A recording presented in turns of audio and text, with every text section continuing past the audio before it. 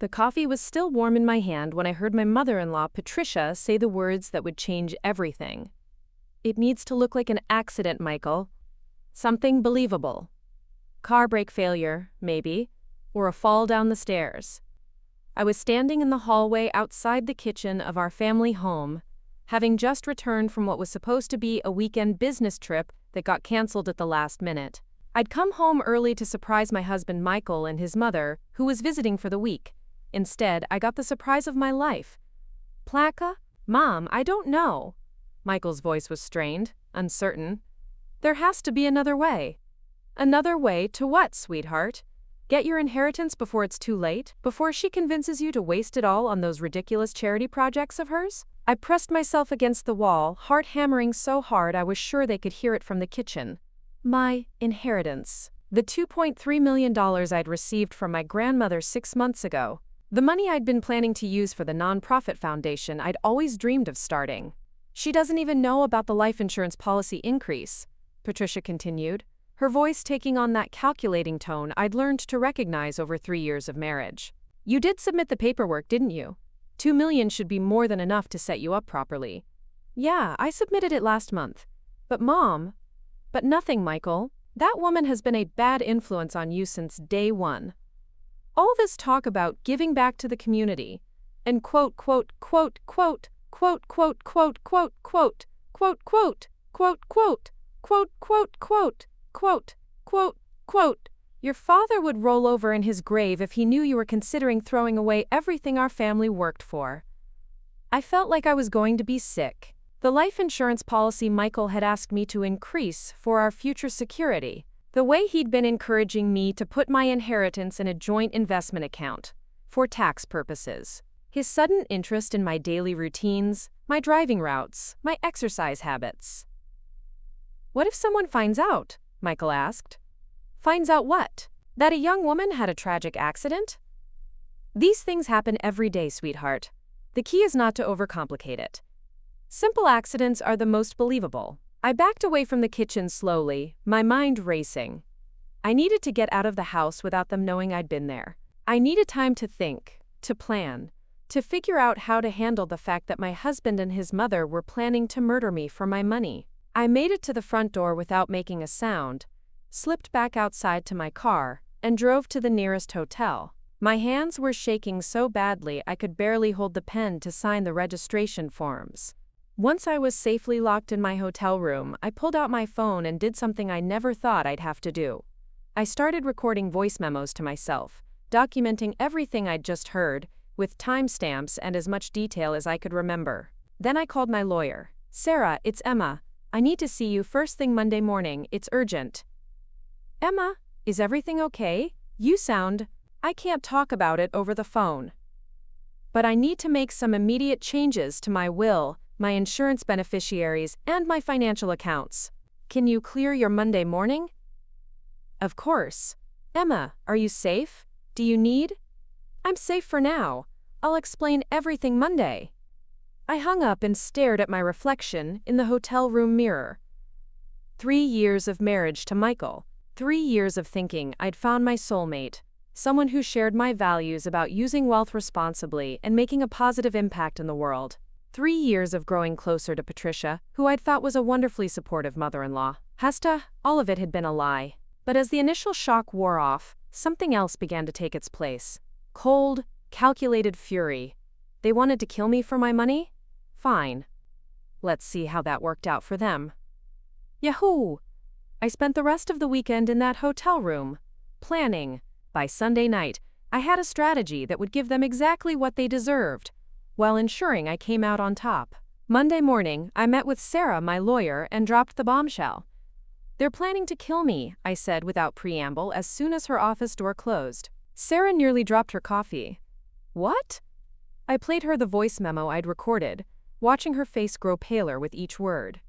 When it finished, she was quiet for a long moment. Emma, we need to call the police. No. Not yet. What do you mean, not yet? This is a conspiracy to commit murder. Sarah, think about it practically. What evidence do I have? My word against theirs, about a conversation I overheard. No recording, no witnesses. No concrete evidence of an actual plan. But the life insurance policy proves nothing by itself. Couples increase life insurance all the time, and my inheritance is legally my separate property, but Michael could argue that as my husband, he has reasonable expectations about how it would be used. Sarah frowned. So what are you proposing? I'm proposing that we let them think their plan is working, while I systematically destroy their lives in ways they'll never see coming. Emma, that sounds like justice. It sounds like justice. I pulled out a folder of documents I'd prepared. First, I want to change my will to leave everything to charity, with you as the executor. Michael gets nothing. Second, I want to transfer all my assets into an irrevocable trust with you as the trustee. Third, I want to file for divorce, but not until everything else is in place. This is incredibly complex, Emma, and expensive. I have $2.3 million, Sarah. I think I can afford to protect myself properly. Over the next 2 weeks, while maintaining the appearance of a normal marriage, I quietly restructured my entire financial life. Michael and Patricia had no idea that the money they were planning to inherit was being moved beyond their reach. But that was just the beginning. See, I'd learned some interesting things about my husband and mother-in-law during those 3 years of marriage. Things that would become very relevant to my plans. Michael had a gambling problem that he thought he'd hidden from me. Online poker, sports betting, weekend trips to Atlantic City that he claimed were business conferences. I'd noticed the financial discrepancies, but had trusted him when he said he was investing in cryptocurrency. Patricia, meanwhile, had been embezzling from the charity where she volunteered as treasurer. Small amounts over several years, but it added up to nearly $50,000. She thought she was being clever, but I'd seen the financial statements she'd left on our kitchen counter during her visits. They wanted to destroy my life for money? I was going to destroy their lives, period. But first, I needed to disappear. The plan I'd developed was elegant in its simplicity. I would stage my own death, let them think they'd succeeded, and then systematically dismantle everything they cared about while they thought they were safe. I started by establishing a new identity, not a fake one. That would be illegal, but a perfectly legitimate identity, using my maiden name, and a variation of my first name that I'd used in college. Emily Matthews instead of Emma Patterson. I opened new bank accounts, got a new driver's license, and rented an apartment across town under this name. Next, I hired a private investigator to document Michael's gambling and Patricia's embezzlement. I needed evidence that would hold up in court when the time came to destroy them. The hardest part was the actual staging of my disappearance. I couldn't fake my death. That would be fraud. But I could disappear in a way that would make them think their plan had worked, without actually giving them legal access to my money. I chose a hiking trail I'd mentioned wanting to explore, one that ran along a cliff with a river below. I drove my car to the trailhead, left it in the parking lot with my purse inside, minus my actual ID and credit cards, and hiked to a spot where I could leave some torn clothing and disturbed earth that would suggest a fall. Then I hiked back via a different route to where I'd parked a second car the night before, and drove to my new apartment to wait for the news to break. It took 3 days for someone to find my car and report it. Another day for the search and rescue team to find the evidence of my fall. By the end of the week, local news was reporting that I was missing and presumed dead after an apparent hiking accident. I watched Michael's press conference from my new apartment, marveling at his performance. He played the grieving husband perfectly, tears at just the right moments, a trembling voice as he talked about how much he loved me and how we'd been planning to start a family. Patricia was even better, comforting her devastated son while talking about what a wonderful daughter-in-law I'd been, and how tragic it was that my life had been cut short just as we were beginning to build something beautiful together. They were good, I had to give them that, sure. But I was better. Phase 2 of my plan began 2 weeks after my disappearance. Once the initial media attention had died down, and Michael had begun the process of filing for death benefits and access to my accounts, that's when he learned that all my money was gone. I watched through the private investigator's surveillance as Michael met with my lawyer, my former lawyer technically, and learned that I'd transferred everything into an irrevocable trust before my death. The trust beneficiaries were various charities, and the money was completely beyond his reach. The life insurance policy? Invalid due to a clerical error in the paperwork. An error I'd arranged by having Sarah file a correction that changed the beneficiary back to my estate, which now consisted of nothing but debt. Michael's reaction was everything I'd hoped for: rage, disbelief, and then panic as he realized that not only was he not getting my money, but he was now responsible for all the debt I'd left behind, including the mortgage on our house and the credit cards he didn't know I'd maxed out on cash advances that had been transferred to untraceable accounts. But Patricia's reaction was even better. When Michael called her in hysterics to explain that they'd murdered me for nothing, she lost it completely. The conversation, which my private investigator recorded from the bug I'd had him plant in Michael's phone, was a masterpiece of recrimination and blame. "You stupid boy! How did you not know about the trust? She never told me. She said she was keeping the money in savings. Did you actually verify that? Did you check her accounts?" "I tried, but she always handled her own finances. I thought that would change after we were married, but she kept everything separate." "So we killed her for nothing?" "We didn't kill her. She fell hiking, remember? That was the plan. Make it look like an accident that no one could trace back to us." It was beautiful. They were confessing to conspiracy to commit murder while simultaneously admitting that my death had left them worse off than before. But I wasn't done with them yet. Phase 3 involved the private investigator delivering anonymous tips to the appropriate authorities. The FBI received detailed information about Michael's gambling debts and the suspicious timing of his attempt to increase my life insurance. The police got comprehensive evidence of Patricia's embezzlement from the charity. The IRS learned about Michael's unreported gambling winnings and Patricia's undeclared income from her theft. And the local news received recordings of their conversation about planning my accident. The story exploded. "Widow accused of planning wife's death for insurance money" was the headline that ran on every local news station. The investigation revealed that Michael had been in debt to some very unpleasant people and that my life insurance payout would have conveniently covered his obligations. Patricia's charity embezzlement became a secondary story, but it was enough to destroy her reputation in the community, where she'd been a respected volunteer for 15 years. They were both arrested within a month of my disappearance. But the final phase of my plan was the most satisfying of all. While Michael was sitting in jail awaiting trial for conspiracy to commit murder, and Patricia was facing embezzlement charges, I emerged from my new identity to attend a very special event, the foreclosure auction for my former family home. See, when Michael couldn't make the mortgage payments without access to my money, and when all his assets were frozen pending the criminal investigation, the bank had no choice but to foreclose. The house was being sold to the highest bidder.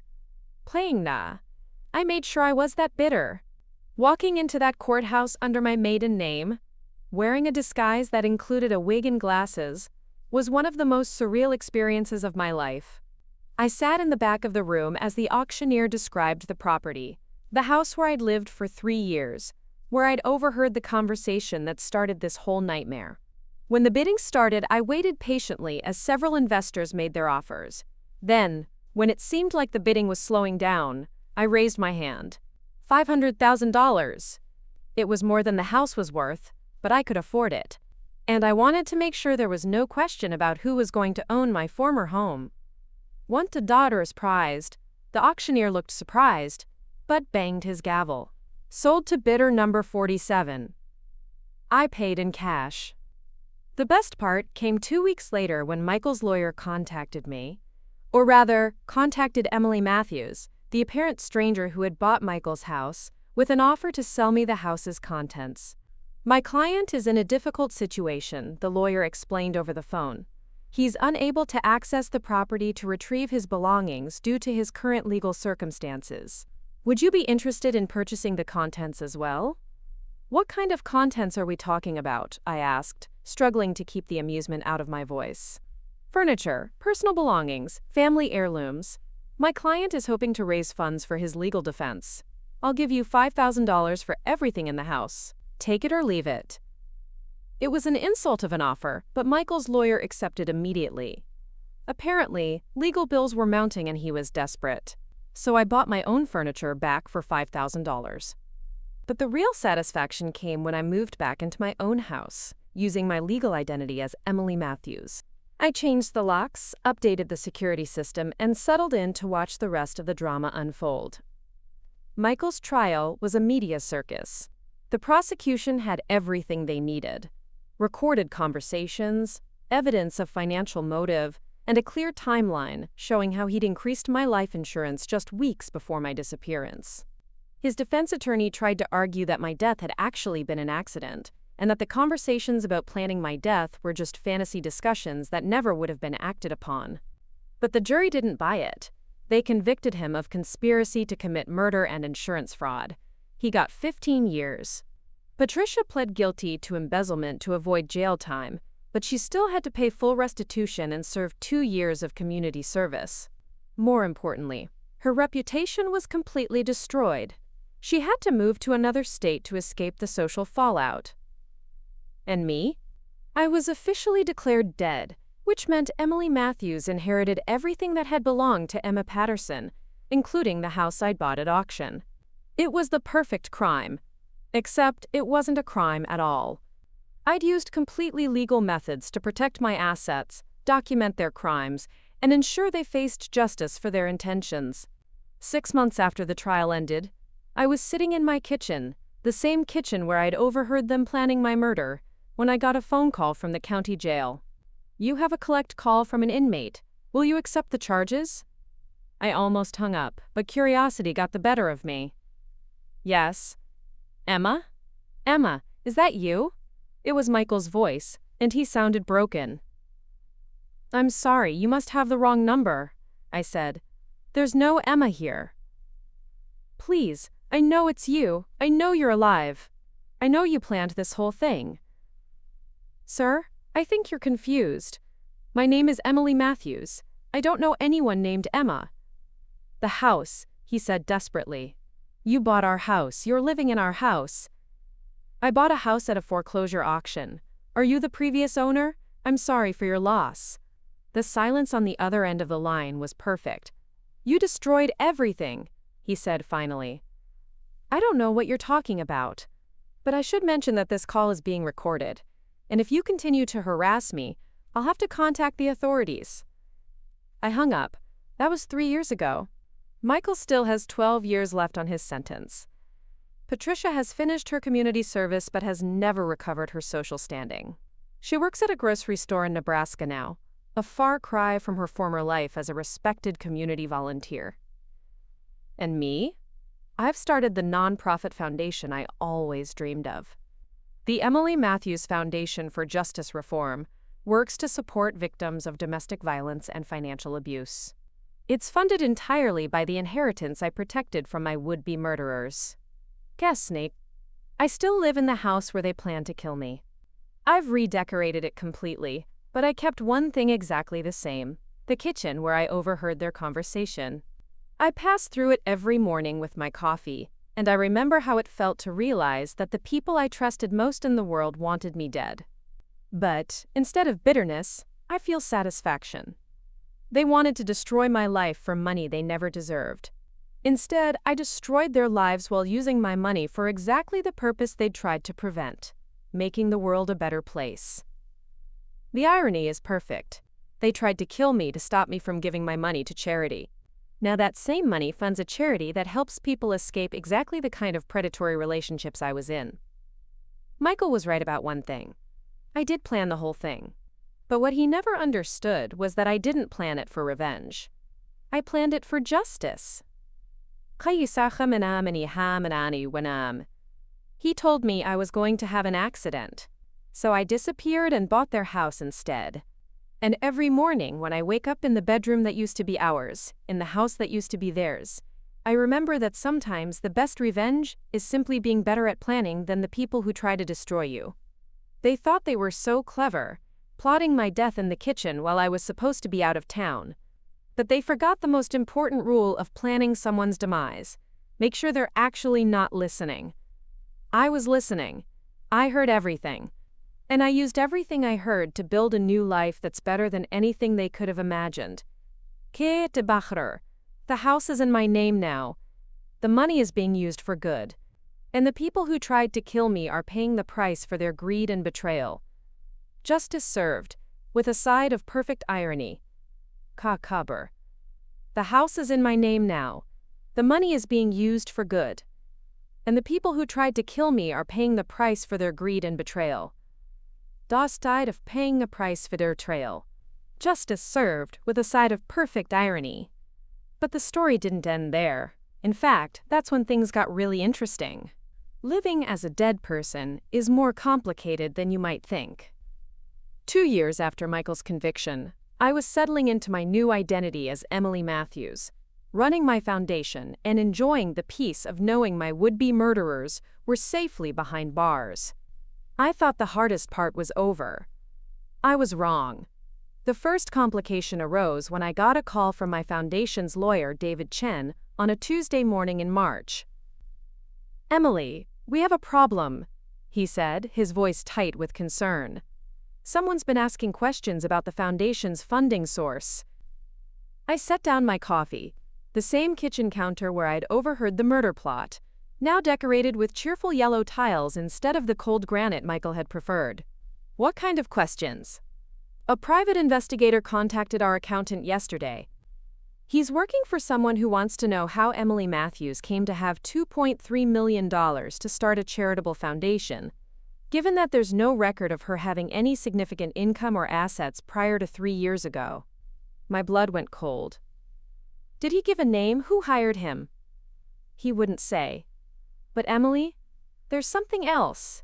He specifically asked about any connection between the foundation and Emma Patterson. I felt the careful world I'd built around my new identity start to crack at the edges. Someone had connected Emily Matthews to Emma Patterson, which meant someone suspected that Emma Patterson wasn't actually dead. "David, I need to see you this afternoon. And I need you to run a background check on that private investigator. Find out who's paying his bills." The answer came back within 24 hours, and it was worse than I'd feared. The investigator was hired by Melissa Patterson, David told me as we sat in his office reviewing the report. "She's Emma Patterson's cousin, and she's been conducting her own investigation into Emma's death for the past year." Melissa. I remembered her from family gatherings. My father's sister's daughter, a forensic accountant who had always been suspicious of everything and everyone.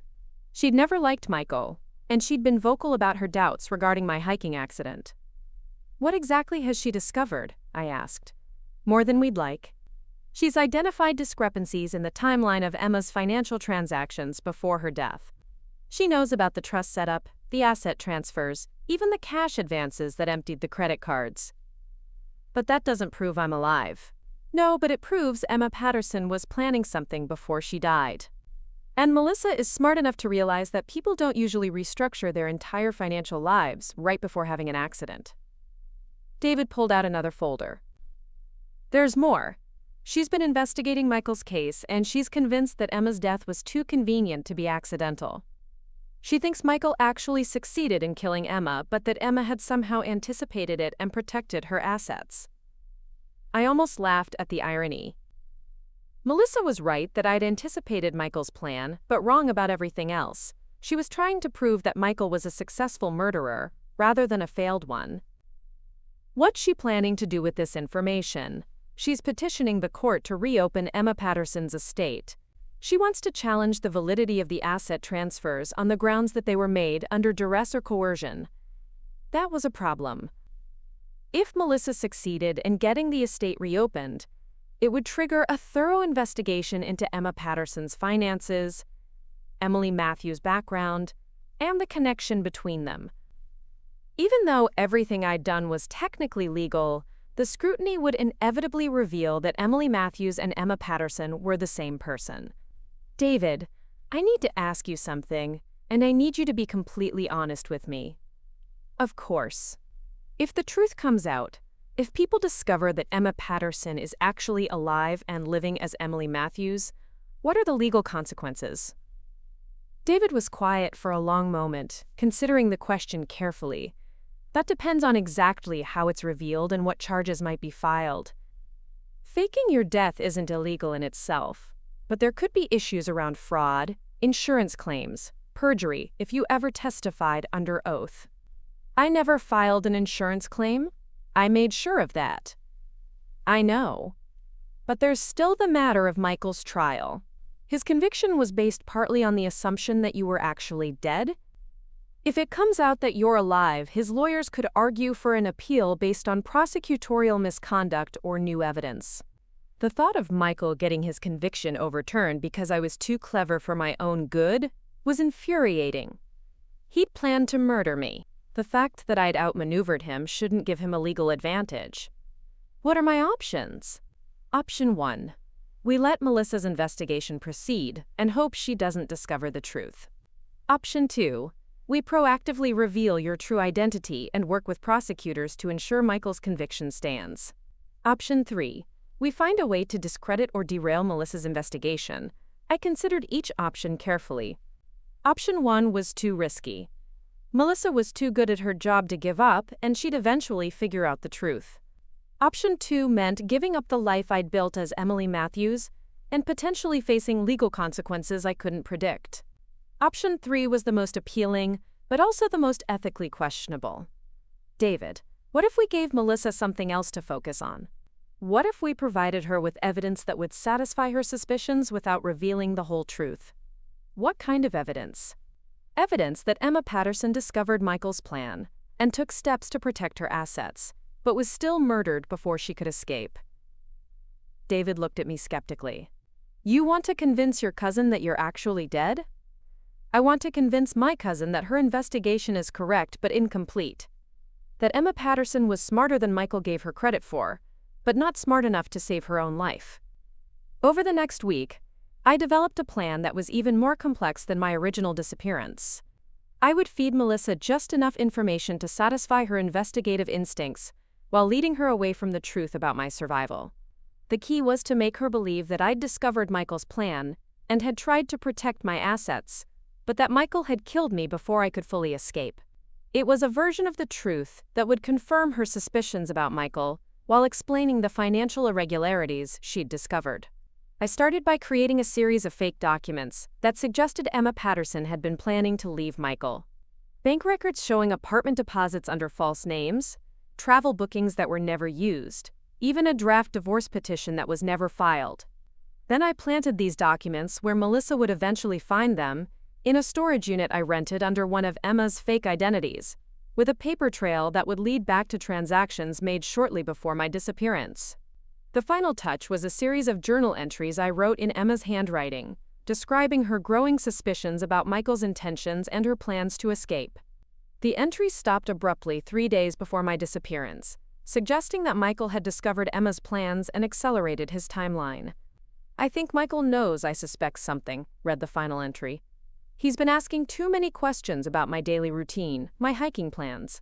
I need to get out of here, but I need more time to transfer the last of the assets.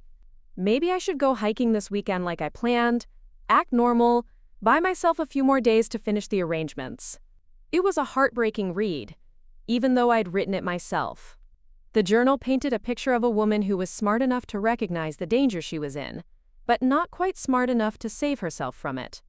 I made sure the storage unit would be discoverable through Melissa's investigation, a fake name that used Emma's initials, paid for with cash from one of the accounts Melissa was already tracking. It would look like Emma's attempt to hide assets had been interrupted by her death. The plan worked perfectly. 3 weeks after I planted the evidence, David got a call from Melissa's lawyer. She wants to meet, he told me. She says she's discovered new evidence about Emma Patterson's death and wants to discuss it with the Foundation's representatives. What kind of evidence? She wouldn't say over the phone, but she sounded satisfied, like she'd confirmed something she'd suspected all along. The meeting was scheduled for the following Monday at David's office. I spent the weekend preparing for what would essentially be a performance, playing the role of Emily Matthews, meeting with the cousin of the woman whose money had funded her foundation. Melissa arrived at David's office carrying a thick folder of documents and looking grimly triumphant. She was older than I remembered, with prematurely gray hair and the kind of intense focus that made her very good at her job. "Thank you for meeting with me," she said as we settled into the conference room. "I know this is unusual, but I've discovered some information about Emma Patterson that I think you should know about." I nodded sympathetically. "Of course.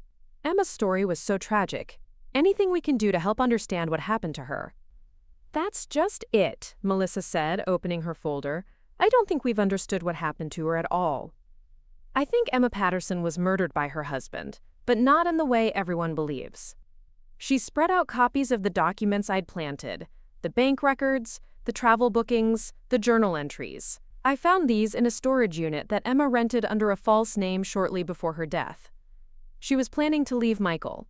She knew he was dangerous. David played his part perfectly, examining the documents with appropriate shock and concern. This suggests that Emma's death wasn't an accident at all. Exactly. I think Emma discovered that Michael was planning to kill her for her inheritance. She tried to protect her assets and plan an escape, but Michael realized what she was doing and killed her before she could get away. I forced myself to look appropriately horrified. That's terrible. Do you think the police will reopen the investigation? I've already contacted the district attorney's office. They're reviewing the new evidence, but Michael is already in prison for conspiracy to commit murder. This just confirms that he actually succeeded in carrying out his plan. Melissa leaned forward, her expression intense. What I want to know is how Emily Matthews ended up with Emma's money. The timing is too convenient to be coincidental. This was the crucial moment. I needed to provide an explanation that would satisfy Melissa's suspicions without revealing the truth. I can answer that, David said smoothly. Emily inherited the money from Emma Patterson's estate through the charitable trust Emma established before her death. But there's no record of Emma Patterson knowing Emily Matthews. Because they never met, I said, improvising carefully. Emma Patterson researched charitable organizations that aligned with her values and selected the Emily Matthews Foundation as a beneficiary. It was all done through lawyers and financial advisors. Emily Patterson chose our foundation specifically because of our work with domestic violence victims, David added. According to the trust documents, she wanted her money to help other women who might be trapped in dangerous relationships. It was a beautiful story. Emma Patterson, recognizing that she was in danger, had chosen to leave her money to an organization that helped women escape exactly the kind of situation she'd found herself in. It explained the financial connection while making Emma look prescient rather than suspicious. Melissa studied the documents David provided, cross-referencing them with her own research. So Emma knew she was going to die? She knew she was in danger, I said carefully. Whether she expected to die or expected to escape, she wanted to make sure her money would be used to help other women if something happened to her. It's actually quite common, David added. Wealthy individuals who are concerned about their safety often establish charitable trusts as a form of insurance. If they survive the danger, they can modify the trust. If they don't, their money goes to causes they believe in. Melissa sat back in her chair, processing this information. I could see her mental wheels turning, fitting this new narrative into her existing theories about what had happened to Emma. Has the foundation ever tried to contact Emma's family? She asked. We reached out to next of kin after receiving the bequest, David said. But given the circumstances of Emma's death and the legal complications around Michael's trial, we were advised to maintain some distance to avoid any appearance of impropriety. I understand, but I think it's important for Emma's family to know that she was trying to protect herself, that she wasn't just a victim, she was fighting back. I felt a strange mix of emotions hearing Melissa talk about Emma as if she were a separate person. Pride that Emma was being remembered as someone who fought back, sadness that she couldn't know how her family was honoring her memory, and guilt about the deception I was perpetrating on someone who genuinely cared about the truth. Would you like us to establish some kind of memorial in Emma's name? I asked. Something that would recognize her courage and ensure people remember that she tried to save herself? Melissa's eyes lit up. That would be wonderful. Emma was always so passionate about justice and helping others. Knowing that her money is being used to help women escape dangerous relationships, she would have loved that. We spent another hour discussing ways the foundation could honor Emma's memory. Melissa seemed satisfied that she'd uncovered the truth about Emma's final days, and relieved that Emma's money was being used in a way Emma would have approved of. After Melissa left, David and I sat in his office processing what had just happened. I think it worked, he said finally. She believes Emma was murdered, but she also believes the money is going where Emma would have wanted it to go. That should satisfy her investigative instincts without creating legal problems for us. What about the DA's office? Will they reopen the case? Probably not. Michael's already in prison for conspiracy to commit murder. Even if they could prove he actually succeeded in killing Emma, it wouldn't change his sentence significantly. And the evidence you planted supports the prosecution's original theory that Michael planned to kill Emma for her money. I nodded, but something about the conversation with Melissa was bothering me. It wasn't until I was driving home that I realized what it was. Melissa genuinely cared about Emma. She'd spent months investigating Emma's death not because she wanted money or recognition, but because she wanted justice for her cousin. She wanted people to know that Emma had fought back, that she'd been brave and smart and resourceful. And I'd just fed her a story that painted Emma as ultimately unsuccessful, smart enough to see the danger coming, but not smart enough to escape it. It was a story that protected my secret, but it also diminished Emma's actual achievement. Emma hadn't just tried to save herself, she'd succeeded brilliantly. She'd not only escaped Michael's murder plot, but had turned it against him so completely that he was now rotting in prison, while she lived freely under a new name. But Melissa would never know that. She would remember Emma as a tragic victim who'd tried and failed to save herself, rather than as a triumphant survivor who'd outsmarted her would-be killers so thoroughly that they'd ended up destroying themselves. The thought bothered me more than I'd expected. 6 months after my meeting with Melissa, I thought I'd successfully managed the threat to my new identity. The DA had declined to reopen Emma's case. Melissa had published a blog post about domestic violence awareness that honored Emma's memory, and the foundation was thriving. Then I got a package in the mail that changed everything. It arrived on a Thursday afternoon with no return address. Just my name, Emily Matthews, written in block letters on a manila envelope. Inside was a single photograph and a note. Series. The photograph showed me sitting in my car outside Michael's trial 2 years earlier. I was wearing a disguise. A blonde wig, glasses, different clothes, but whoever had taken the picture had known exactly who to focus on. The note was even more disturbing. I know who you really are. We need to talk. A friend. There was a phone number at the bottom. I stared at the photo for a long time, my hands shaking slightly. Someone had been watching me during Michael's trial. Someone had recognized me, despite my disguise. Someone had been keeping this information for 2 years, waiting for the right moment to use it. The question was, what did they want? I waited until evening to call the number, using a burner phone I picked up at a convenience store. The call was answered on the first ring. "I was wondering when you'd call," said a woman's voice, older, with a slight southern accent. "Who is this?" "Someone who's been watching your story with great interest. Emma Patterson, or should I say, Emily Matthews." My blood ran cold. "I don't know what you're talking about." "Of course you don't. Just like you didn't know what you were talking about when you met with your cousin Melissa last month. Very clever, by the way, the storage unit. I particularly enjoyed the journal entries. This person had been watching me for months, maybe years. They knew about the storage unit, about my meeting with Melissa, about the fake evidence I'd planted. "What do you want?" I asked. "I want to meet. Tomorrow, 2 p.m., Riverside Park, the bench by the duck pond. Come alone." "And if I don't?" "Then I make a few phone calls, and Emily Matthews has some very awkward conversations with the FBI about fraud, conspiracy, and obstruction of justice." The line went dead. I spent the next 18 hours debating whether to show up for the meeting. Part of me wanted to run, liquidate everything, disappear again, start over with a third identity. But another part of me was curious about who this person was and how they'd figured out the truth. In the end, curiosity won. I arrived at Riverside Park 15 minutes early and positioned myself where I could watch the bench from a distance. At exactly 2 p.m., an elderly woman in a navy blue coat walked to the bench and sat down. She had silver hair, kind eyes, and the bearing of someone who'd spent her life in positions of authority. I approached cautiously.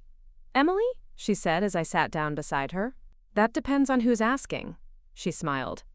"My name is Margaret Holloway. I'm a retired federal prosecutor, and I've been following your case since Michael's trial." "Following my case?" "The case of Emma Patterson, the woman who was supposedly murdered by her husband for insurance money, but who managed to restructure all her assets before her death in ways that suggest she knew exactly what was coming." Margaret pulled out a folder from her purse.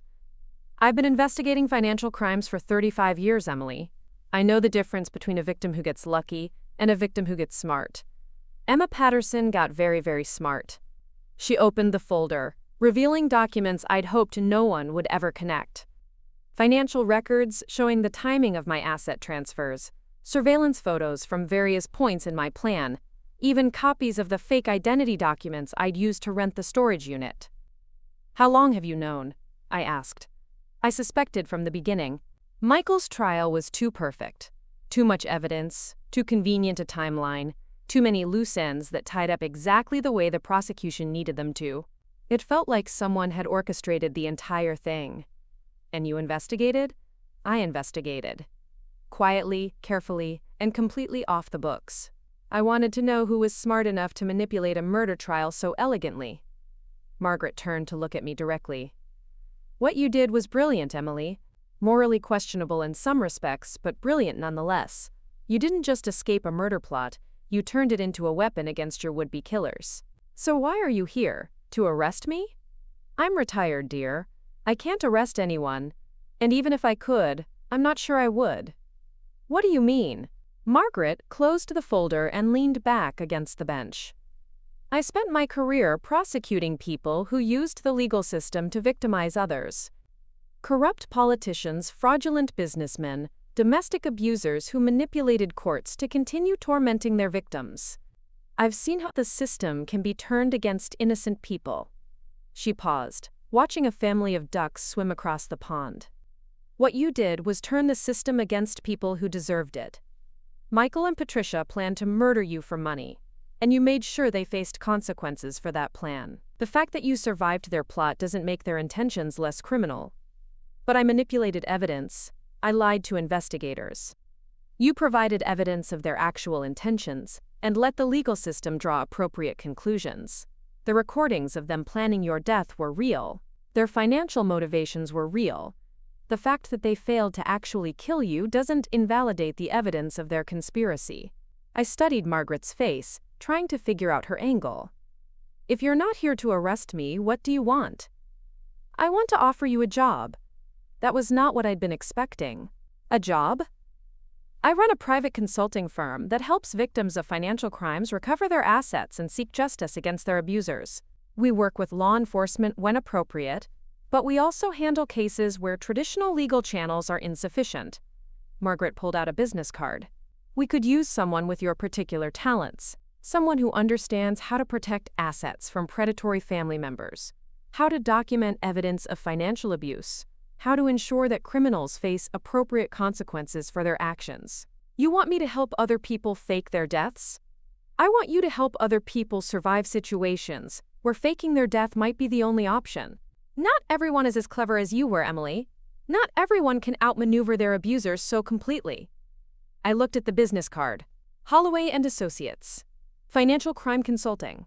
It looked legitimate, professional, and completely unlike what I'd expected from someone who'd been blackmailing me. "Why would you trust me?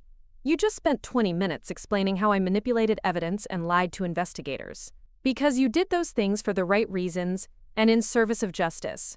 Michael and Patricia planned to murder you, and you made sure they faced consequences for that plan. The methods were unconventional, but the outcome was appropriate." Margaret stood up, preparing to leave. "Think about it, Emily. You've proven that you're very good at protecting people from financial predators. Now you have the opportunity to use those skills to help others." "What about my foundation?" "Keep running it.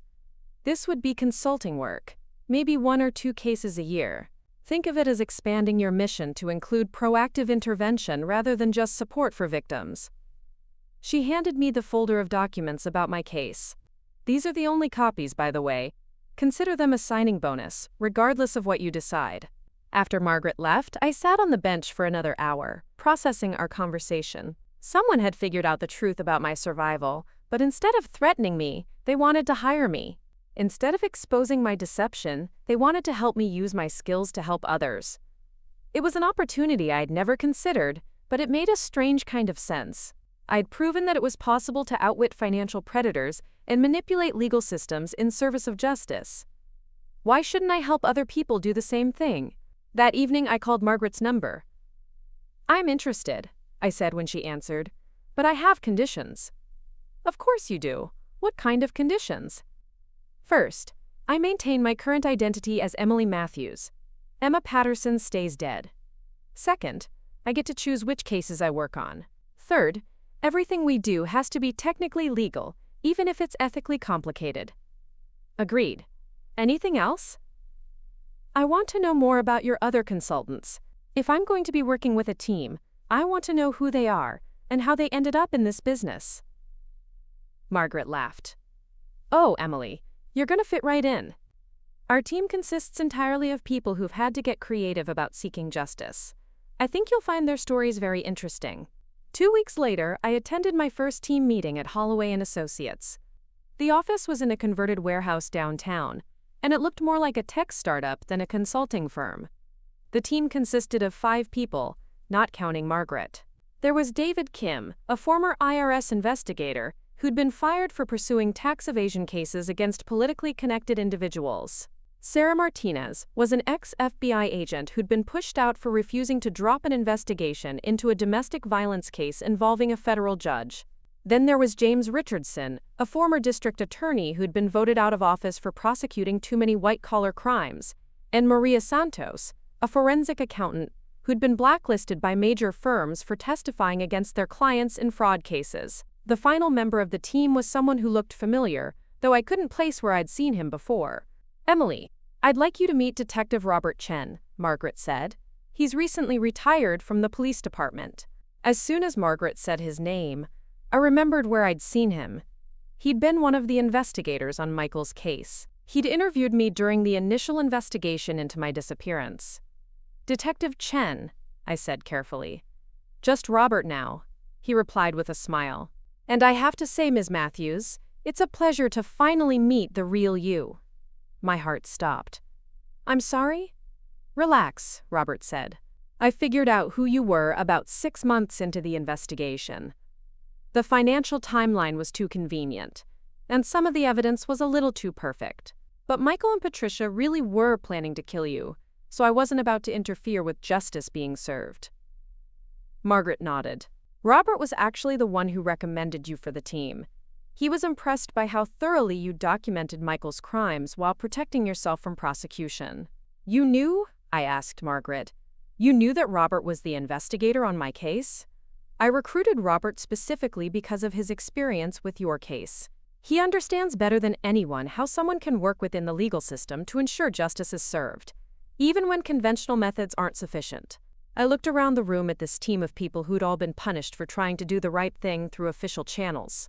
They'd all learned, in different ways, that sometimes justice required creativity. So what exactly do we do here? I asked. We help people who can't be helped through normal legal channels, Margaret explained. Victims of financial abuse whose abusers are too smart to leave traditional evidence. People who are being exploited by family members or business partners in ways that are technically legal but morally indefensible. And how do we help them? The same way you helped yourself, Robert said. We document the crimes, protect the assets, and make sure the criminals face appropriate consequences. We just do it proactively instead of reactively. Sarah Martinez pulled out a file folder.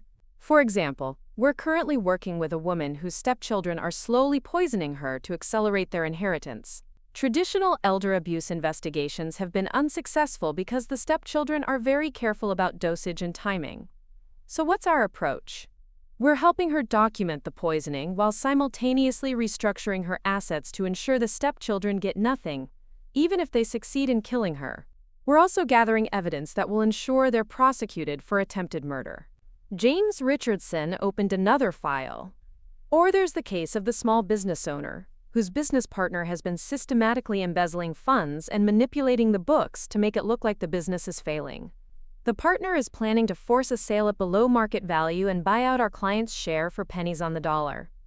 What's our intervention? We're helping the client document the embezzlement while setting up a scenario where the partner's crimes will be exposed, just as he tries to execute the buyout. He'll end up facing fraud charges and owing our client millions in restitution. I was beginning to understand the scope of what this team did. They didn't just help victims recover from financial crimes.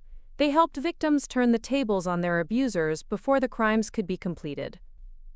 It's preventative justice, Margaret explained. We intervene before people become victims, but after it's clear that they're being targeted for victimization. And everything we do is legal? Technically legal, David Kim clarified. We don't break laws, but we do find creative interpretations of laws that allow us to protect victims and expose criminals. Like what you did with Michael and Patricia, Robert added. You didn't break any laws when you faked your death and manipulated the evidence.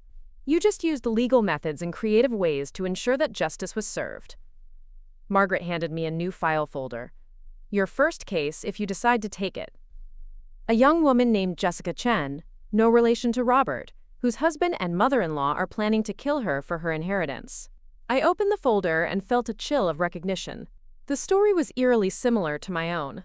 A recently married woman with substantial inherited wealth, a husband with gambling debts, and a mother-in-law who viewed the wife's money as rightfully belonging to her son. They're planning to make it look like a suicide, Margaret continued. Jessica has a history of depression, so they think it will be believable. They've been gradually isolating her from friends and family, increasing her medication dosage, and documenting her, quote, erratic behavior to establish a pattern. How do you know all this? Jessica hired us after she found some suspicious internet searches on her husband's computer. Searches about medication overdoses, suicide statistics, and life insurance policies. I flipped through the file, seeing Jessica's photographs, financial statements, and documented evidence of her husband's planning. She looked young, maybe 25, with kind eyes and a trusting expression that reminded me of myself before I'd learned what my husband was capable of. What's the timeline? We think they're planning to act within the next month. Jessica's been having unexplained dizzy spells and memory problems that suggest they're already experimenting with drug dosages. So we need to move fast. We need to move smart, Margaret corrected. Fast solutions can create new problems. What we need is a comprehensive strategy that protects Jessica, exposes her husband's crimes, and ensures he faces appropriate consequences. I studied Jessica's case file, my mind already working through possible strategies. The situation was similar enough to my own experience that I could anticipate many of the challenges, but different enough that I'd need to develop new approaches. What kind of timeline are we looking at for intervention? That depends on you, Margaret said. You're the team member with the most relevant experience.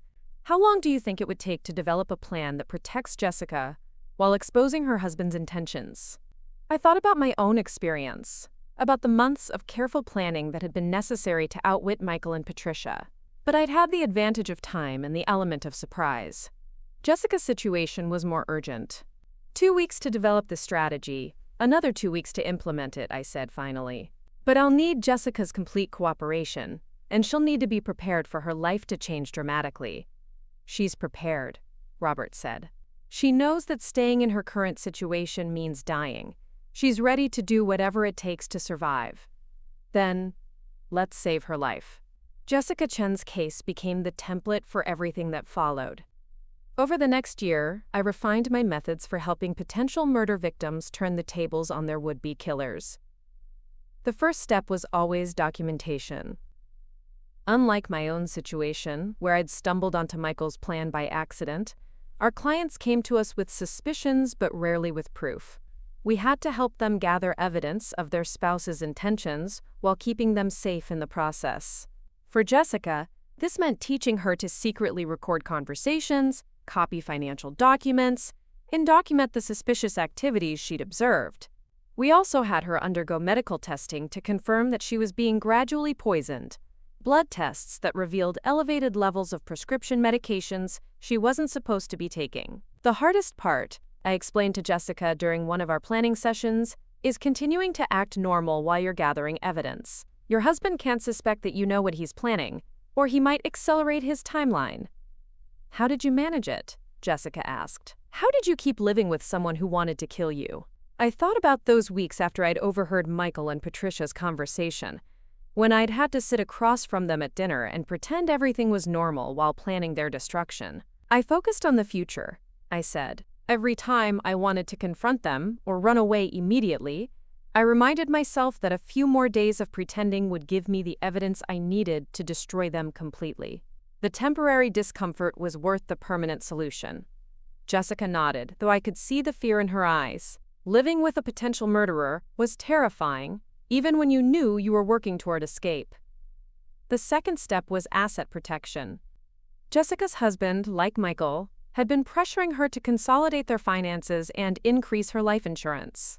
We helped her reverse these changes while making it look like routine financial management. The key, David Kim explained as we restructured Jessica's assets, is to make all the changes look like normal financial planning, rather than defensive maneuvering. If your husband gets suspicious about sudden changes to your will or insurance policies, he might realize you know about his plans. We moved Jessica's inherited money into an irrevocable trust, changed her insurance beneficiaries back to her family, and established new accounts under her maiden name. By the time we were finished, Jessica's husband would inherit nothing if she died, but he had no way of knowing that until it was too late. The third step was the most complex, creating a scenario where Jessica's husband would expose his own criminal intentions. This required careful choreography and perfect timing. We need him to commit to his plan in a way that creates evidence, I explained to the team as we finalized our strategy. If he just continues to gradually poison Jessica, we might not be able to prove intent before she's seriously harmed. We need him to take an action that clearly demonstrates his intention to kill her. The solution came from Sarah Martinez, whose FBI experience had taught her how to create controlled scenarios that encouraged criminals to reveal themselves. We make him think Jessica is becoming suspicious, Sarah suggested. Give him a reason to believe he needs to act quickly, before she figures out what he's planning. How do we do that without actually making Jessica suspicious?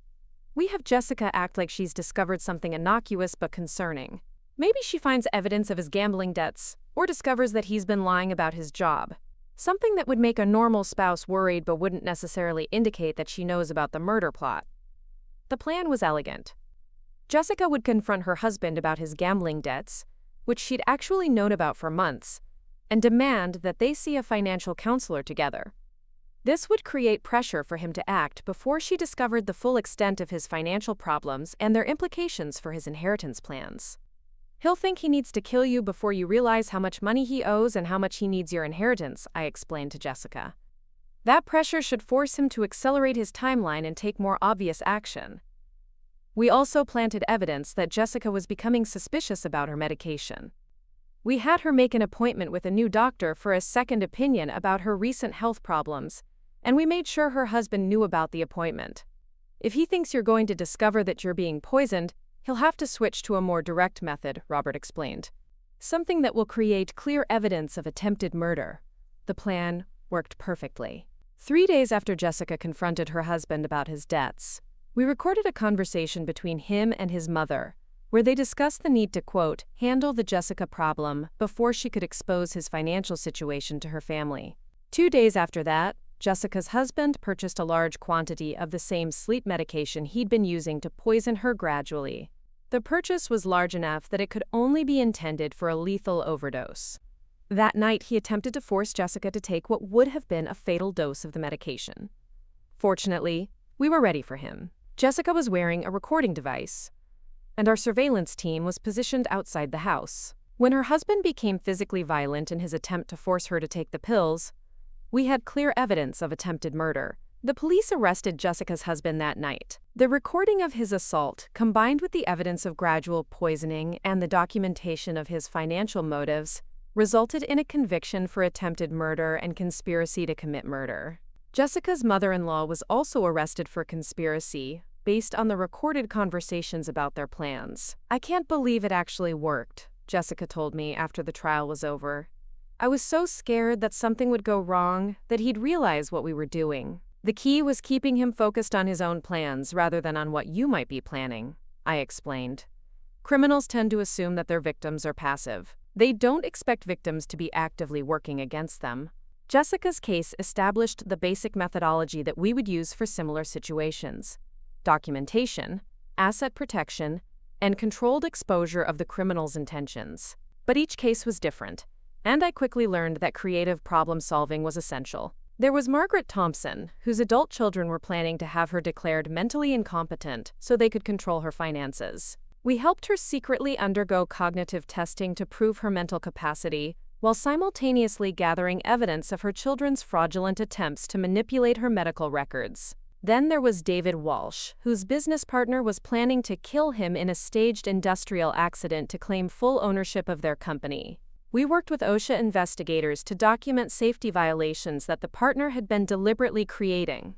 while helping David restructure the business ownership to ensure his family would retain control even if he died. One of the most complex cases involved Lisa Rodriguez, whose husband was planning to kill her and their 2 young children to claim life insurance payouts. The presence of children made the case much more delicate, since we had to protect them without causing additional trauma. "We can't just help Lisa disappear," I explained to the team as we developed our strategy. "She has children to think about. Any plan we develop has to ensure their safety too." The solution required collaboration with Child Protective Services and federal law enforcement. We helped Lisa document her husband's threats against the children, gathered evidence of his plans to kill the entire family, and coordinated with authorities to ensure that all 3 potential victims could be protected simultaneously.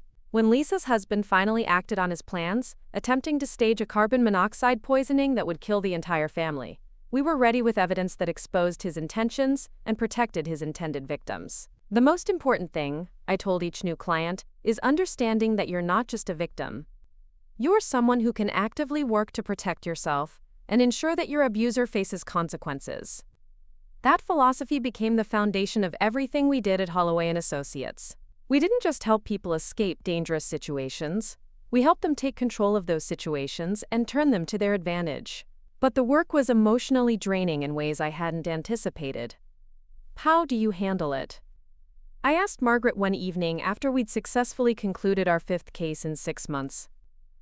"How do you process the fact that there are so many people out there planning to murder their own family members for money?" Margaret was quiet for a moment, looking out the window of her office at the city lights below. "I remind myself that for every person planning to commit murder for money, there's at least one person who's working to stop them. For every predator we expose, there are fewer victims who will suffer. But it never ends, does it? There's always another case, another person in danger." "No, it never ends. But that doesn't mean the work isn't worthwhile. Every person we save, every criminal we expose, every family we protect, that's a victory that matters, even if there are more battles to fight." I understood what she meant, but the emotional weight of the work was still challenging.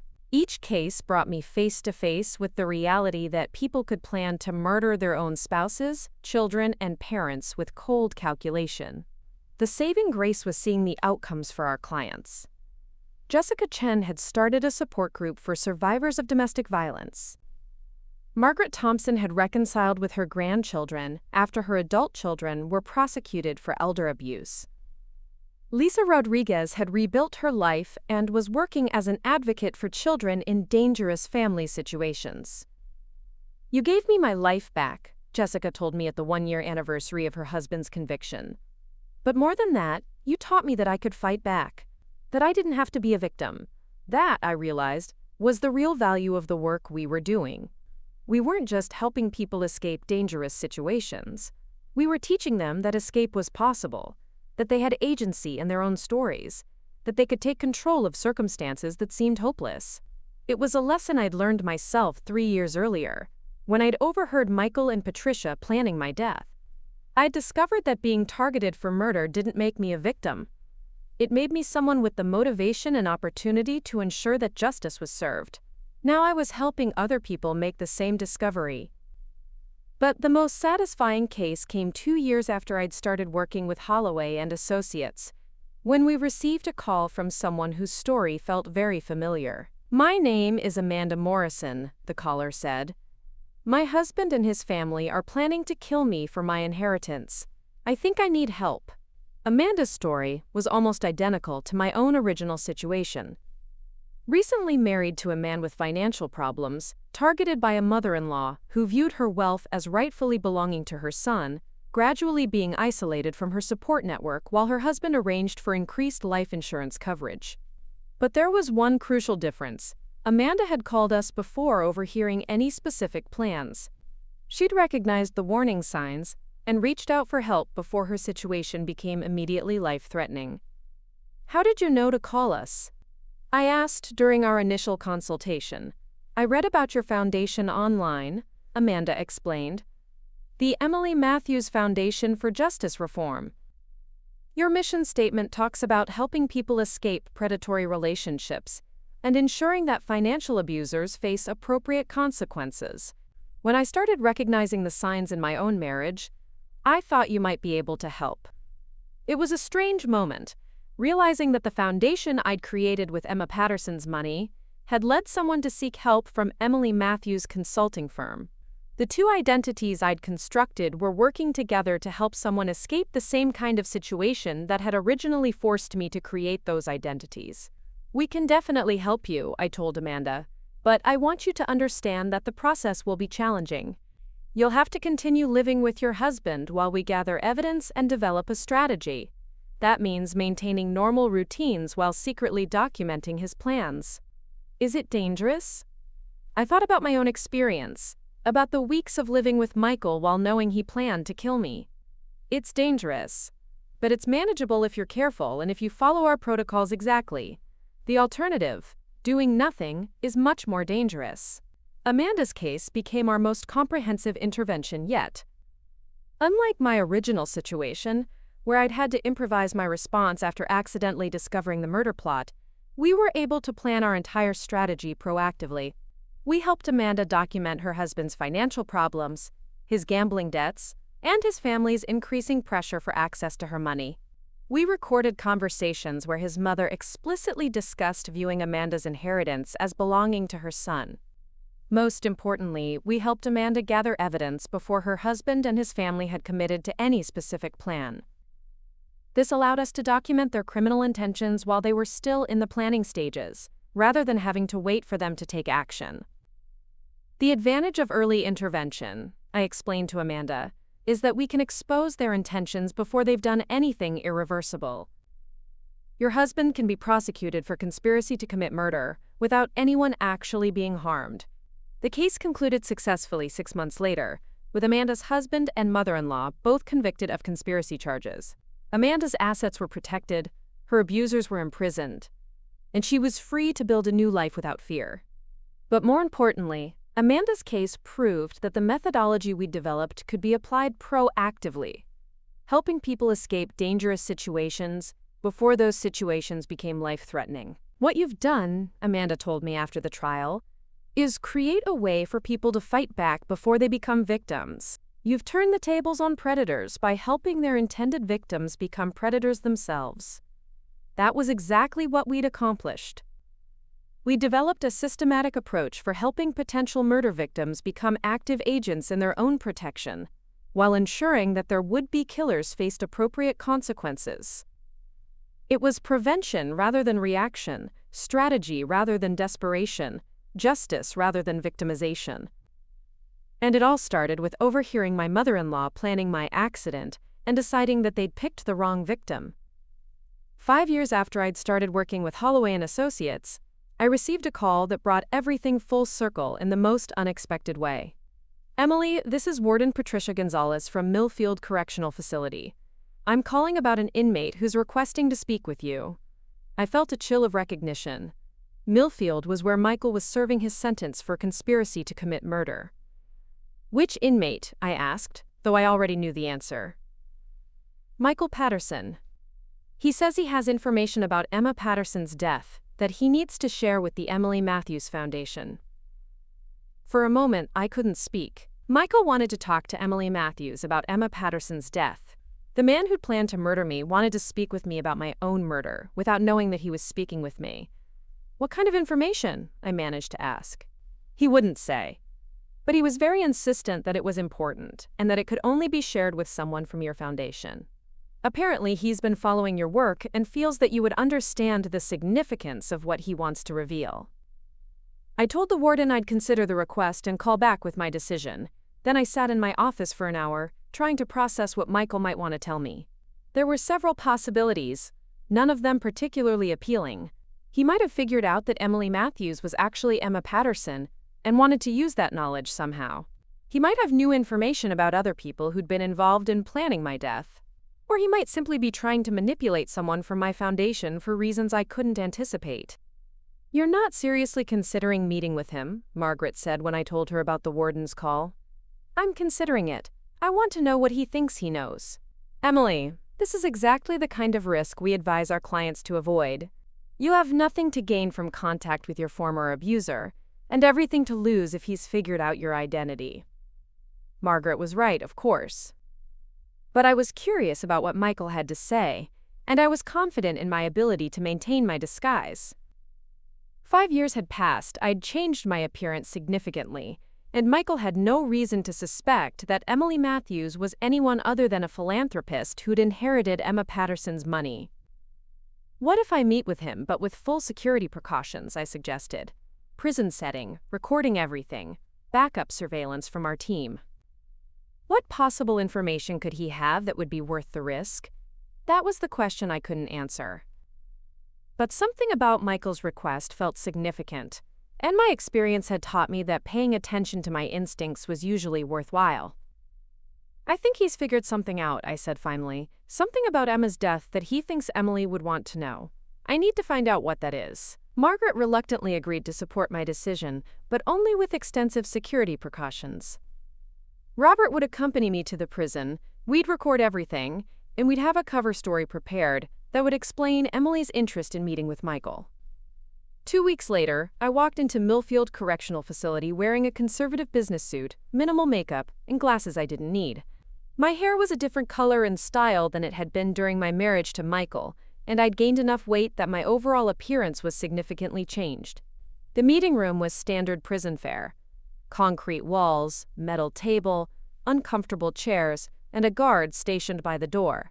Michael was brought in wearing orange prison clothing and looking older than his 35 years. Prison had not been kind to him. He sat down across from me and studied my face intently for a moment. "Thank you for coming, Ms. Matthews. I wasn't sure you would. I understand you have information about Emma Patterson that you think would be relevant to our foundation's work." "I do, but first I need to ask you something." Michael leaned forward slightly. "How well did you know Emma before she died?" It was an odd question, and I wasn't sure how to answer it without revealing too much. I never met Emma personally. My foundation inherited her money through the charitable trust she established before her death. But you've studied her case? You understand what happened to her? I understand that she was murdered by her husband for her inheritance, and that she'd tried to protect her assets before her death. Why? Michael was quiet for a long moment, as if weighing how much to reveal. "Ms. Matthews, I need to tell you something that I've never told anyone before. Something that could change how people understand what happened to Emma." "What kind of something?" "Emma didn't die the way everyone thinks she did." My heart started racing, but I forced myself to remain calm. "What do you mean?" "The hiking accident. It wasn't an accident, but it also wasn't murder. Emma staged her own death." I stared at Michael, trying to process what he was saying. He knew. Somehow he'd figured out that I'd faked my death. "That's impossible," I said carefully. "There was evidence of a fall. Search and rescue teams confirmed that no one could have survived. I know what the evidence showed, but I also know Emma better than anyone else did. She was smart, Ms. Matthews. Smarter than I gave her credit for. When I started planning her death, she figured out what I was doing and beat me to it." "You're saying she faked her own death to escape being murdered?" "I'm saying she faked her own death and then manipulated the evidence to make sure I'd be convicted for murdering her. She turned my own plan against me." Michael leaned back in his chair, a strange expression on his face that might have been admiration. It was brilliant, actually. "She let me incriminate myself while she disappeared completely. By the time I realized what had happened, I was already in custody, and she was legally dead." "Why are you telling me this?" "Because I think Emma is still alive, and I think she's been using her money to fund your foundation." The room felt like it was spinning. Michael had figured out not just that I'd faked my death, but that Emily Matthews was connected to Emma Patterson's money. "Even if that were true," I said slowly, "why would you want me to know?" "Because I want to send her a message." "What kind of message?" Michael looked directly at me, and for a moment I was terrified that he was going to say my name, that he'd somehow recognized me despite all my precautions. "I want her to know that I understand what she did, and that I'm not angry about it." That was not what I'd been expecting. "You're not angry that your wife faked her death and had you convicted of murder?" I'm not angry because I actually was planning to murder her. She just outmaneuvered me before I could do it. Michael paused. Ms. Matthews, I've had 5 years in prison to think about what I did and what Emma did in response. She could have just disappeared, but instead she made sure I faced consequences for planning to kill her. And you think that was appropriate? I think it was justice. I was planning to commit murder for money, and I ended up in prison for planning to commit murder for money. The fact that the murder didn't actually happen doesn't change the fact that I intended for it to happen. I studied Michael's face, looking for signs of deception or manipulation, but he seemed genuinely reflective, even remorseful. What's the message you want me to send? I asked. Tell her that I'm sorry. Tell her that I understand why she did what she did, and that I hope she's found happiness in whatever life she's built for herself. That's it? That's it. I also want her to know that her secret is safe with me. I've never told anyone else what I figured out, and I never will. Michael stood up, indicating that our meeting was over. Emma was a good person who deserved better than what my family and I planned for her. I'm glad she was smart enough to save herself. As I left the prison, my mind was reeling. Michael had figured out that I'd faked my death, but instead of being angry or vengeful, he seemed to be genuinely remorseful. He'd asked me to deliver a message of apology to myself. How did it go? Robert asked as we drove back to the city. Complicated, I said. Much more complicated than I expected. That evening, I sat in my office trying to process the conversation with Michael. He'd recognized that Emma Patterson had outwitted him, but he'd attributed it to intelligence and self-preservation, rather than malice or revenge. More importantly, he'd expressed something that sounded like genuine remorse for his actions and genuine respect for my response to them.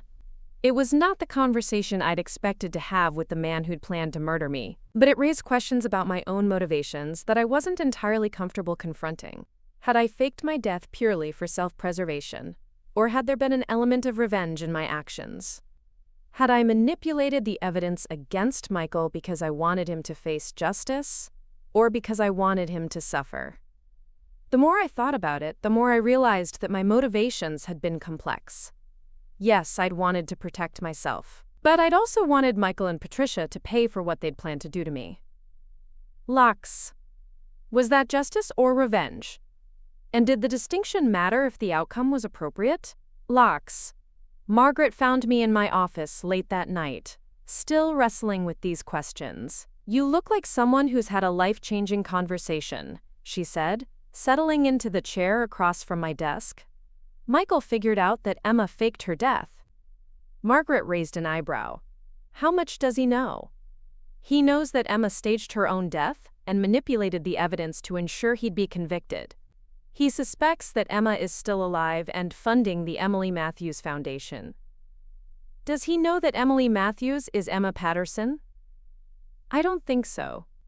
He was talking about Emily and Emma as separate people, but he's definitely made the connection between Emma's money and the foundation.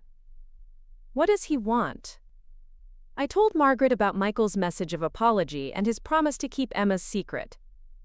Margaret listened without interruption, her expression thoughtful.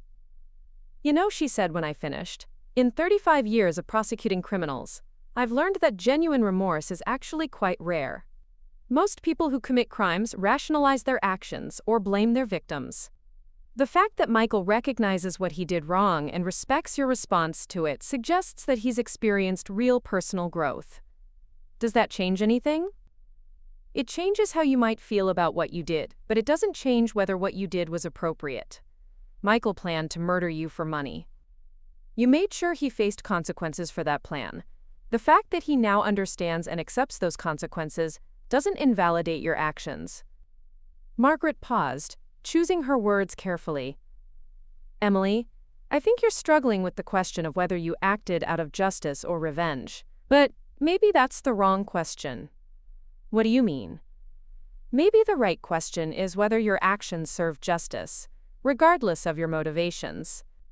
Michael is in prison for planning to commit murder, which is exactly where he belongs.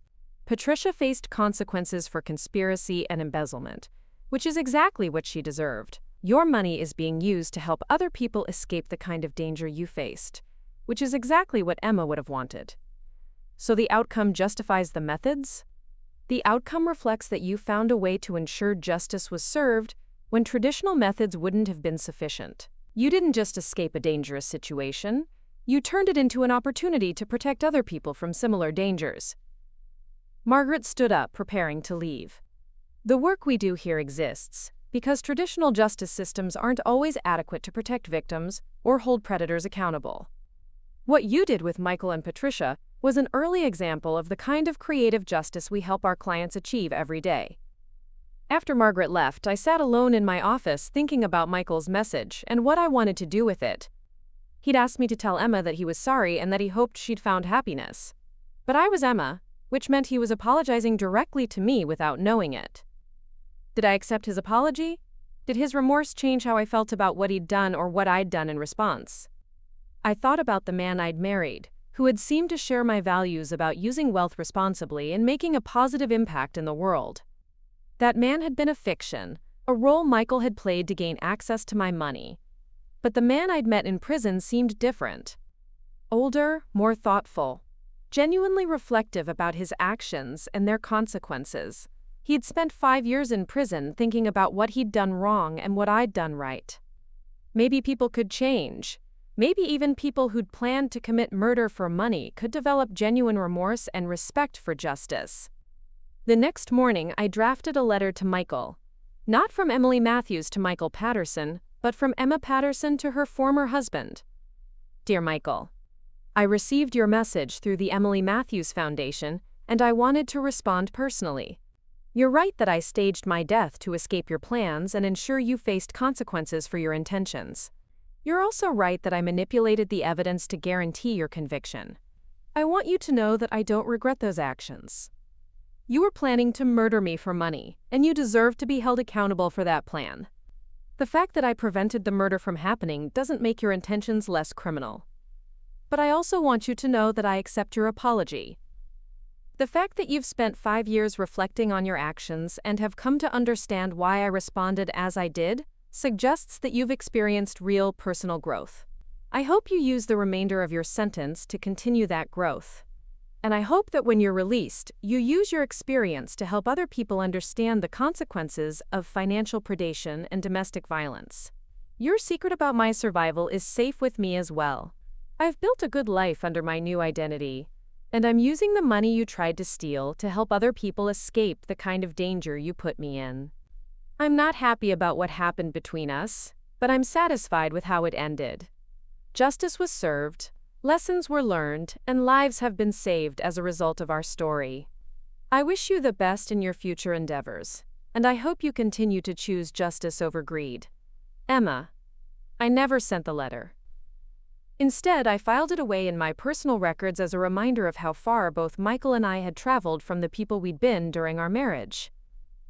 Michael had evolved from someone who planned murder for money into someone who could recognize and respect justice when it was served creatively.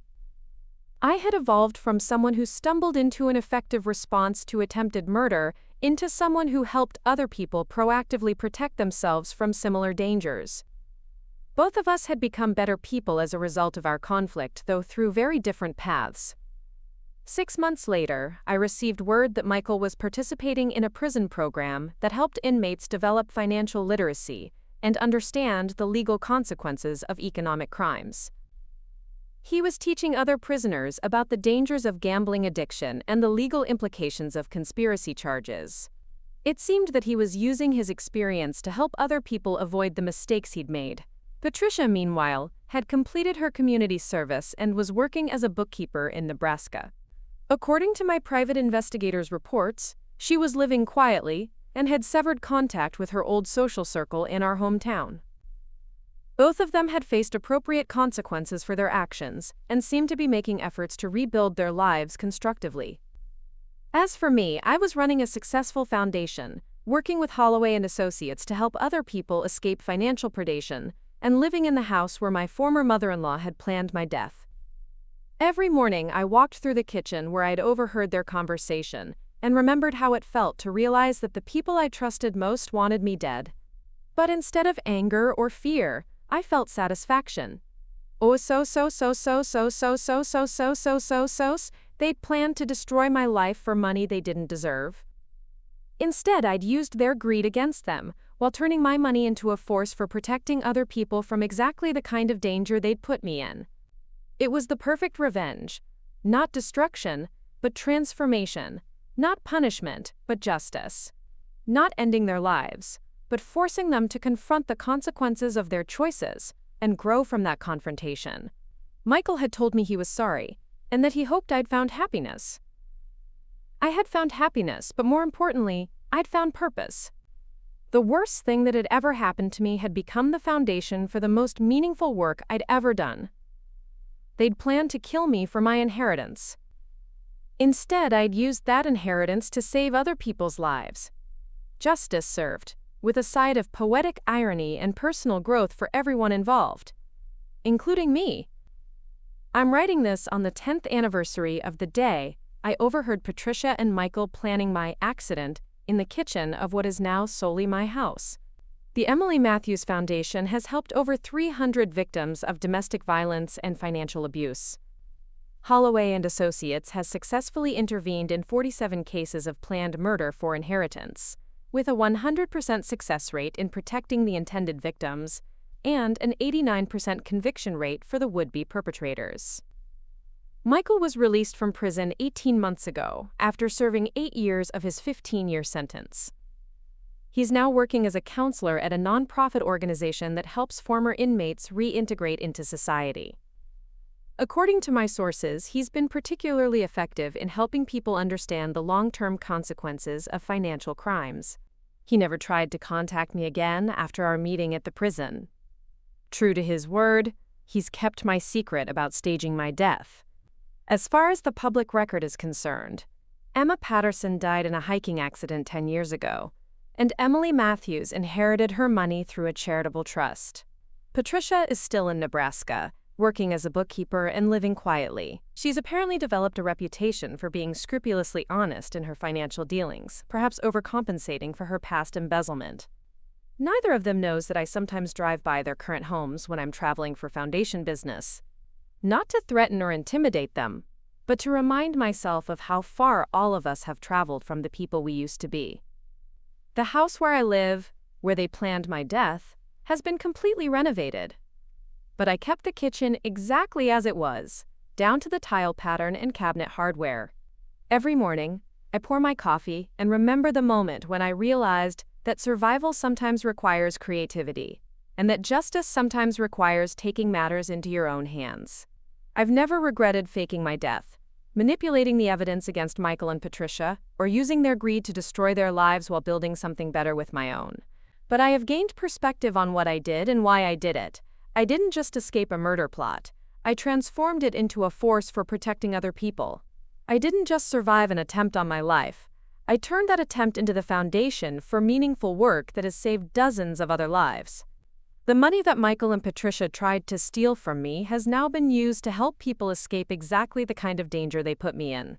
The methods I developed to outwit them have been refined and systematized to help other potential victims turn the tables on their would-be killers.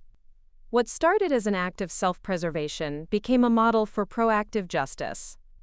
Last week, I received a letter from Jessica Chen, the first client I worked with at Holloway and Associates. She's now a licensed therapist specializing in helping survivors of domestic violence.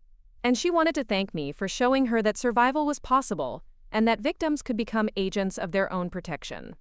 "You taught me that being targeted for murder didn't make me powerless," she wrote. "It made me someone with the motivation and opportunity to ensure justice was served. That lesson changed not just my life, but my understanding of what justice can look like when traditional systems aren't sufficient.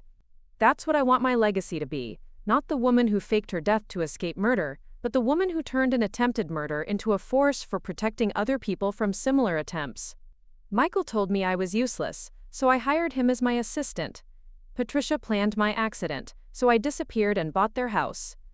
But more than that, they tried to destroy my life for money, so I used that money to save other people's lives. It's taken me 10 years to fully understand what I accomplished, but I think I finally do. I didn't, Just survive. I transformed survival into service, turned victimization into empowerment, and converted an act of pure evil into a force for meaningful good. The best revenge isn't destruction, it's transformation. And sometimes the best way to honor your own survival is to make sure other people survive too. Every morning I walk through the kitchen where they planned to kill me, and I remember that sometimes the worst thing that happens to you can become the best thing you ever do for other people. That's justice, that's revenge, that's redemption, plans to you, and that's enough. 15 years after I overheard Patricia and Michael planning my death, I received one final phone call that brought everything to its ultimate conclusion. Ms. Matthews, this is Dr. Sarah Chen from Millfield Medical Center. I'm calling about Michael Patterson. He's listed you as his emergency contact. My blood ran cold. After all these years, Michael had somehow managed to connect Emily Matthews to his emergency contacts. I think there's been a mistake, I said carefully. I don't know anyone named Michael Patterson. He was very specific, ma'am. He said to tell you that Emma's husband needed to speak with you one final time. The words hit me like a physical blow. Michael was dying, and he wanted to see me. What's his condition? Terminal cancer. He has perhaps a week left. He's been asking for you for 3 days. I hung up and sat in my office for an hour, staring out the window at the city I'd called home for 15 years. Michael was dying, and somehow he'd figured out how to reach me one last time. Against my better judgment, and against Margaret's strong advice, I drove to the hospital that afternoon. Michael looked nothing like the man I'd married. Cancer had taken everything from him except his eyes, which still held that same calculating intelligence. "Hello, Emma," he said quietly when I walked into his room. After 15 years of maintaining the fiction, there was no point in pretending anymore. "Hello, Michael." He smiled weakly. "I always knew you were too smart to stay dead." I sat down beside his bed. "Why did you want to see me?" "To tell you that you won. Completely and perfectly. And to say thank you." "Thank you?" "You could have just disappeared. Instead, you made sure I learned something from my mistakes. The work I've done since prison, helping other people avoid financial crimes, I never would have been capable of that if you hadn't shown me what real justice looked like." I looked at this dying man who had once planned my murder and realized that even he had become someone worth respecting. "Goodbye, Michael." "Goodbye, Emma. I hope you found the happiness you deserved." As I left the hospital, I knew this was truly the end of our story. Justice had been served, lessons had been learned, and somehow, everyone had found redemption. Even my would-be murderer had learned to help others avoid his mistakes. It was the perfect ending. Frabi, Rewi. The end.